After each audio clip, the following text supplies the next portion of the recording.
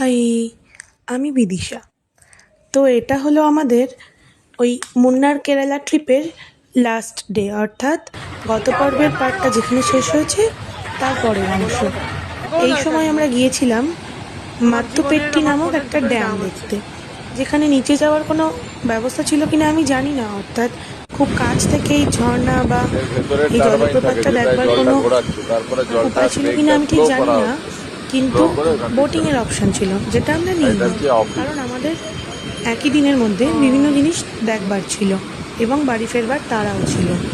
এখানে একটা বিশাল বড় লেকের উপরে যে একপাশে বোটিংয়ের অপশান আছে এবং একপাশে ব্রিজের উপর দিয়ে মানুষ যাতায়াত করবে এবং গাড়ি অহরহ যাতায়াত করছে, আর একপাশে ওই অংশটায় টারবাইনের মাধ্যমে জলটাকে চালিয়ে হয়তো জলবিদ্যুৎ উৎপাদন করবার ব্যবস্থা করা আছে।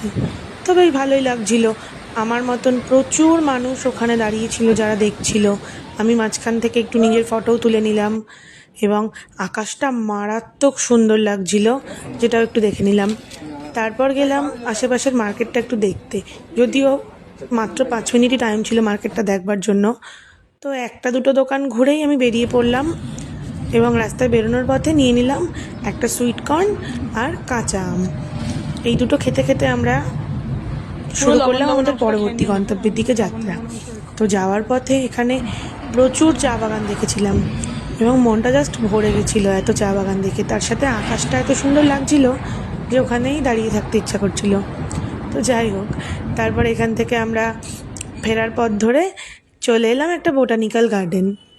এখানে আমাদের এই গোটা মুন্নার ট্রিপের মধ্যে অনেকগুলো অংশই পড়েছিল, যেখানে এই মাত্তুপেট্টি ড্যাম এবং আগের পর্বে দেখানো ফটো পয়েন্ট আর ওই বোটানিক্যাল গার্ডেন, ইকো পয়েন্ট, এই দুটো ছাড়াও ছিল শুটিং পয়েন্ট, এছাড়া টপ স্টেশন ভিউ, এরকম অনেকগুলো অপশান ছিল যেগুলো আমরা কিছু কিছুতে গেছি এবং সবটাই অ্যাটাচ করে আমি একটু ছোট ছোট করে ভিডিও বানিয়েছি।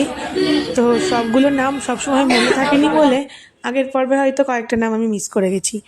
তো যাই হোক, এরপরে আমরা গেছিলাম একটা গার্ডেন দেখতে, ফ্লাওয়ার গার্ডেন, যেখানে বিভিন্ন রকম জানা অর্থাৎ নাম না জানা এবং নাম জানা অর্থাৎ কিছু চেনা গাছ এবং কিছু অচেনা গাছ আছে।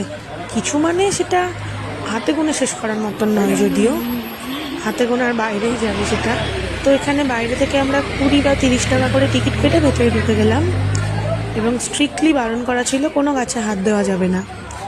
তো প্রথমেই এরকম প্রচুর গাছ দেখতে পেলাম, ছোট ছোট যে গাছগুলোর নাম আমি জানি কিছু কিছু, এছাড়াও দেখতে পেলাম বিভিন্ন ধরনের গোলাপ। তো আমার মতন প্রচুর মানুষ এখানে খুব উৎসুকভাবে প্রচুর প্রচুর গাছ দেখছিল। এছাড়াও বিভিন্ন ফটো পয়েন্ট করা ছিল যেখানে দাঁড়িয়ে আমরা ছবি তুললাম। যাই হোক, আর ছিল কিছু বিদেশ থেকে আনা গাছ যেগুলো বনসাই করে রাখা হয়েছে, আবার কিছু কিছু দেশি গাছকেও বনসাই করে রাখা হয়েছে। প্রচুর ক্যাকটাস গাছও এখানে দেখেছিলাম আমি। এছাড়াও বিভিন্ন নাম না জানা গাছই আমি দেখেছিলাম, যেগুলোর নাম সেই মুহূর্তে পড়লেও এখন ভুলে গেছি। আর দেখেছিলাম কয়েকটি বিষাক্ত গাছ, যেগুলোর সামনে খুব বড় বড় করে লেখা ছিল কোনো গাছে ভুল করেও হাত দেবেন না। তো যাই হোক, সবটাই নিজের ক্যামেরাবন্দি করে এত ফুল দেখে সকাল সকাল মনটা ভীষণ খুশি হয়ে গেছিল। তো এবার আস্তে আস্তে ফেরার পথ ধরলাম।